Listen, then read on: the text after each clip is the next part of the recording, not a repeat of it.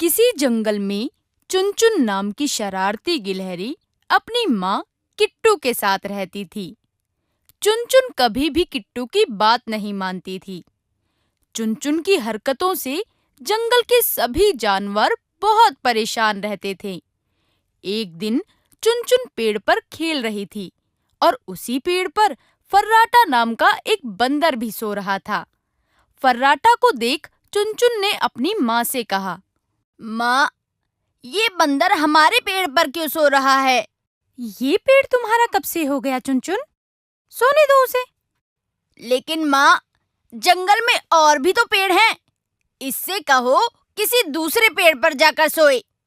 चुनचुन, जैसे ये जंगल सबका है, वैसे ही ये पेड़ भी सबका है।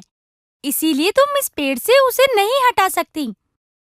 किट्टू ये बोलकर चली गई, लेकिन चुनचुन को एक शरारत सूझी। वो बंदर के पास पहुंची। उसने बंदर की पूंछ को पेड़ की टहनी से बांध दिया।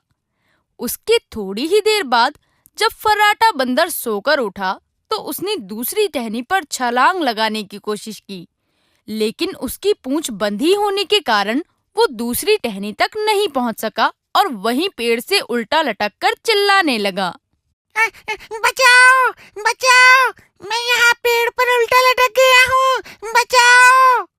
फर्राटा के चिल्लाने की आवाज सुनकर सभी जानवर वहां आ गए और तभी वहां मौजूद जंगल का राजा शेर सिंह बोला, अरे फर्राटा, तुम इतना चिल्ला क्यों रहे हो? किसी ने मेरी पूंछ टहनी से बांध दी है। लेकिन तुम्हारी पूंछ टहनी से कौन बांधेगा? किसी को क्या मिलेगा ऐसा करके? ये काम उस शरारती चुनचुन ने किया होगा। वो ही जंगल के सभी जानवरों को परेशान करती है। ये बातें किट्टू और चुनचुन पेड़ के ऊपर बैठकर सुन रही थी। इतने में चुनचुन बोली, हाँ, मैंने ही बंदर की पूंछ पेड़ से बांधी है। लेकिन तुमने ये सब क्यों किया? बंदर ने तुम्हारा क्या बिगाड़ा है? जंगल में इतने सारे पेड़ हैं, तो ये बंदर इस पेड़ पर क्यों सोया? ये हमारा पेड़ है। ये सुनकर सभी जानवर हैरान रह गए। तभी हिरन बोला, चुनचुन, एक बात कान खोलकर सुन लो। ये जंगल सबका है, इसलिए यहाँ के पेड़ों पर भी सबका अधिकार है। चुनचुन, अगर अब तुमने जंगल में किसी जानवर को तंग करने की कोशिश की तो मैं तुम्हें इस जंगल से निकाल दूंगा। ये सुनकर किट्टू जल्दी से बोल पड़ी, नहीं नहीं महाराज, चुनचुन अभी छोटी है, उसको माफ कर दीजिए। आज के बाद वो ऐसी शरारत कभी भी नहीं करेगी। मैं अभी फर्राटा की पूंछ खोल देती हूँ। ये कहकर किट्टू फर्राटा बंदर की पूंछ पेड़ की टहनी से खोलने लगी और तभी फर्राटा बंदर पेड़ से गिर गया। इतने में शेर सिंह बोला, किट्टू, किट्टू, समझा देना अपनी बेटी को। ये उसके लिए आखिरी चेतावनी है। ये बोलकर शेर सिंह और जंगल के बाकी जानवर वहां से चले गए और किट्टू ने चुनचुन से कहा, चुनचुन, तुम ये शरारतें करना कब छोड़ोगी? तुम्हारी ये नासमझी किसी दिन तुम्हारे लिए मुसीबत बन जाएगी, समझी? किट्टू की बात का चुनचुन पर कोई असर नहीं हुआ। ऐसे ही कुछ दिन बीत गए कि तभी किट्टू को किसी काम से जंगल से बाहर जाना पड़ गया और उसने चुनचुन से कहा, चुनचुन, मैं एक जरूरी काम से जंगल के बाहर जा रही हूँ, लेकिन तुम यहाँ किसी को परेशान मत करना और जंगल से कहीं दूर मत जाना। ठीक है माँ, आप चिंता मत करो, मैं किसी को परेशान नहीं करूँगी। लेकिन चुनचुन की बात पर किट्टू को विश्वास नहीं था, इसीलिए उसने अपने पड़ोस में रहने वाले कालू कौवे से कहा, कालू भाई, मैं जंगल से बाहर जा रही हूँ, 1-2 दिन में वापस आ जाऊंगी। क्या तुम चुनचुन का ख्याल रखोगे? ठीक है किट्टू, लेकिन जल्दी आने की कोशिश करना। तुम्हारी बेटी को ज्यादा दिन तक संभालना मेरे बस की बात नहीं है। कालू भाई, चिंता मत करो, मैं जल्दी आने की कोशिश करूंगी। ये बोलकर किट्टू चली गई और चुनचुन वहीं जंगल में रहने लगी। एक दिन चुनचुन पेड़ पर अकेली बैठी सोच रही थी।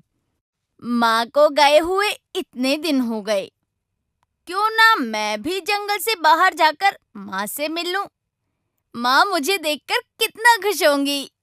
ये सोचते हुए वो पेड़ से उतरने लगी ताकि वो जंगल से बाहर जा सके। लेकिन पेड़ से उतरते हुए उसे कालू ने देख लिया और वो बोला, चुनचुन, तुम कहाँ जा रही हो? पेड़ से नीचे क्यों उतर रही हो? कहीं नहीं कालू अंकल, मैं तो बस पानी पीने जा रही थी। पानी पीकर जल्दी आ जाऊंगी। ठीक है, जाओ, लेकिन जल्दी आ जाना, रात होने वाली है। कालू की बात सुनकर चुनचुन वहां से चली जाती है और वो जंगल से बाहर जाने की कोशिश में रास्ता भूल जाती है। अब उसे दूर दूर तक कोई नहीं दिखाई देता जिससे वो रास्ता पूछ सके। उधर किट्टू जब पेड़ पर वापस आई तो उसे चुनचुन कहीं नहीं दिखाई दी। उसने कालू से पूछा, कालू भाई, चुनचुन कहाँ है? उसने थोड़ी देर पहले मुझसे कहा था कि वो पानी पीने जा रही है।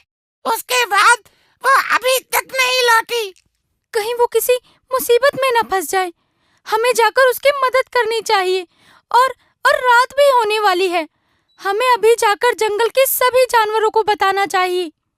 ये कहकर किट्टू और कालू ने जंगल के सभी जानवरों को सारी बात बता दी। सभी चुनचुन को इधर उधर ढूंढने लगे, लेकिन वो कहीं नहीं मिली।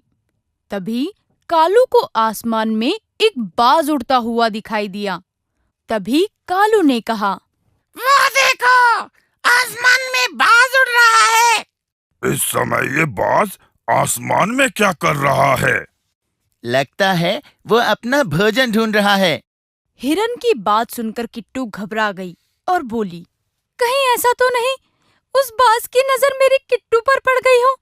तुम चिंता मत करो, मैं अभी अपने दोस्त मिट्टू तोते के साथ जाता हूँ और पता करता हूँ। ये कहकर कालू मिट्ठू के साथ बाज का पीछा करने चला गया। उसने देखा कि बाज चुनचुन के ऊपर मंडरा रहा था। ये देखकर कालू समझ गया कि उस बाज का शिकार चुनचुन ही थी। उसने सारी बात जंगल के जानवरों को बता दी और वापस चुनचुन की मदद करने मिट्ठू तोते के साथ चला गया। अब बाज ने मौका पाकर चुनचुन को अपने पंजों में दबा लिया। ये देखकर कालू बोला, मिट्टू, जल्दी उस बाज के पास चलो, नहीं तो वो चुनचुन को खा जाएगा। ये सुनकर मिट्ठू और कालू आसमान में बाज से लड़ने लगी। वो दोनों बाज पर अपनी चोंच से लगातार वार करने लगे। इसी दौरान चुनचुन बाज के चंगुल से छूट गई। चुनचुन को नीचे गिरता देख जानवरों ने पत्तियों और घास से बना हुआ जाल नीचे बिछा दिया। चुनचुन उस नरम जाल पर आ गिरी। चुनचुन बेटा, तुम ठीक तो हो ना? हाँ माँ, मैं बिल्कुल ठीक हूँ। चुनचुन, हम तुम्हें इसलिए समझाते थे कि शरारत मत किया करो। देखा, तुम कितनी बड़ी मुसीबत में फंस गई। ये सुनकर चुनचुन अपनी माँ से बोली, मुझे माफ कर दो माँ, मैंने कभी आपकी बात नहीं सुनी। अब से मैं कोई शरारत नहीं करूँगी।